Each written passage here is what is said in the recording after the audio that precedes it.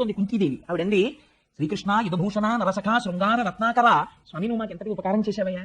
ఒకనొక నాడు మొత్తం పాండవులందరినీ తీసుకెళ్లి నాతో సహా లక్క ఇంట్లో పెట్టి ఆ ఇల్లు అగ్నిహోత్రానికి సమిధగా పారేసి మమ్మల్ని నిర్జించాలని దుర్యోధనుడు ప్రణాళిక రచన చేశాడు. కానీ ఆనాడు నేను లక్క ఇంట్లో కాలిపోకుండా కాపాడిన వాడు ఎవరు? నువ్వు.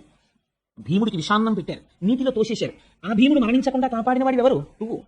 ద్రౌపదీదేవిని భర్తలు 5గురు ఎదురుగుండా చూస్తూ ఉండగా ఓడిపోయారు మీరు అనేటటువంటి మాట అడ్డుపెట్టి, బోనులో పెట్టిన సింహాల్ని పెట్టినట్టు ధర్మం అనేటటువంటి పాశము చేత కట్టి కూర్చోపెట్టి, అంతవంటి తేజోమూర్తులు అపర యమధర్మరాజు, అటువంటి ధర్మరాజు అక్కడ కూర్చున్నాడు.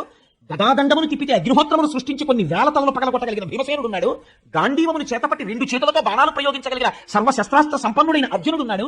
అంత గొప్ప వీరులైన నకుల సహదేవులు ఉన్నారు. 5గురికి పత్ని అయి మహాపతివ్రత అయిన ద్రౌపదిని నిండు సభలోకి ఈడ్చి దుశ్శాసనుడు బట్టలు ఆగేస్తుంటే ఎవరు రక్షించగలిగారు? గోవిందా అని పిలిస్తే పరిగెత్తుకొచ్చి రక్షించిన వాడివి నువ్వు. లేని నాడు మా పాండవ వంశానికి మర్యాద ఎక్కడుంది? గౌరవం ఎక్కడ?